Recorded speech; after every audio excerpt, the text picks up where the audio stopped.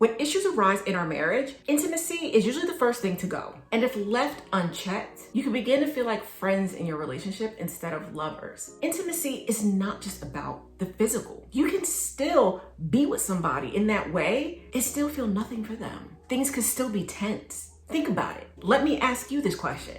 Have you ever been with anyone, or even maybe this is happening right now with your relationship, with your marriage? You and your spouse are still physical, but there's nothing there. Things are still tense. You're still not really talking to one another. So how do you boost intimacy in your relationship, especially when things aren't going right? Well, that's what we're going to talk about in today's video. So what's good, y'all? Welcome back to the channel. Thank you guys so much for tuning in. I think I'm a little bit too excited, but I'm so happy to finally be back and finally be filming again. I actually missed you guys. I missed filming. I missed doing this.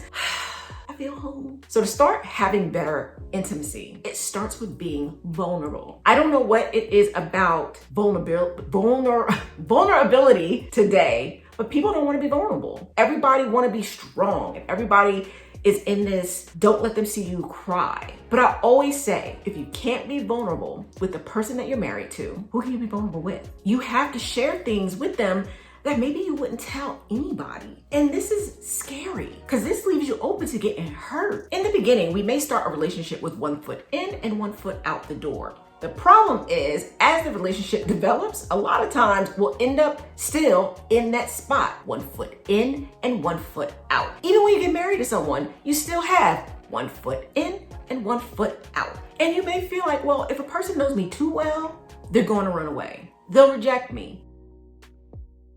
And then we end up creating barriers to not get hurt, no matter how long we've been with someone. And that's why I say vulnerability matters. And we have to be able to be open and honest with our spouse. Even couples with good communication, after a while, that good communication that you had in the beginning of your relationship will end up fading. And sometimes when life happens, we cut our communication with our spouse down to the bare essentials: bills, kids, food, and maybe that's it. The things that we talked about in the beginning of a relationship, maybe you shared your dreams with your spouse before you guys got married, it's never brought up again. As we get older, our dreams change, our ideas may change, and yet we stop asking our spouse about their thoughts unless it's about the household. And a lot of times we don't want to speak our minds because we just want to keep the peace. We don't want to talk about our dreams because we assume that our spouse is going to think that they're stupid. Or maybe you're someone like me. I feel like my ideas and the things that I want to do change probably almost every year.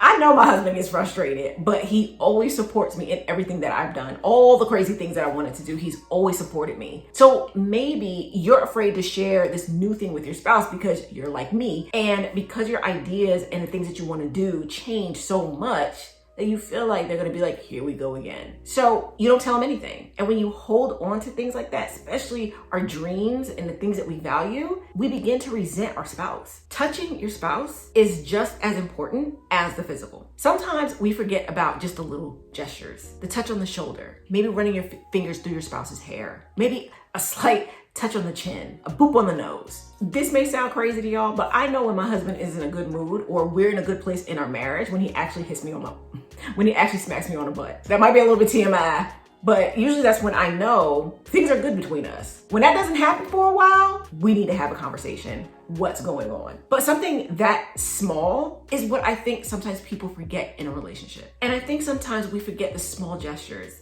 the little kiss, the little touch, the slight touch on the hand when you're laughing. Because if we are physical in our marriage, we think we're intimate, so I don't know what's wrong. Well, yeah, you may be getting down and dirty, but it's just sex. There's nothing else outside of that touching. And for me, I make sure that I give my husband the same type of attention. I think that as we age and we grow up in a relationship, I think that we forget about being fun and playful. I think that some of us feel like we have to grow up when we get married, and we do to a certain extent. When we stop taking ourselves so seriously, we can play freely and begin to build that intimacy that we once had with our partner. And when you do get physical with your spouse, it'll be more fun and less like a chore. In the beginning of our relationships, we let lust take over. But when lust and limerence fade, then what do you have? And that's why we have to build upon and work on our relationships. And usually when people say the spark is gone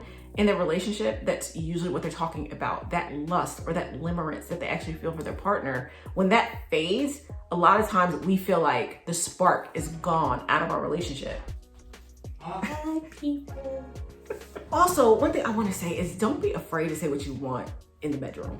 One, we're all adults. And two, if you've been with your partner for a very long time, you should be comfortable enough with your spouse to be able to say to them what you want and what you like. Maybe there's something you want to try. Maybe there are some changes that you want to make. Don't be afraid to let them know what it is that you want, what it is that you need. You and your spouse is working through some things and you feel like maybe if we touch, that is going to lead to something more.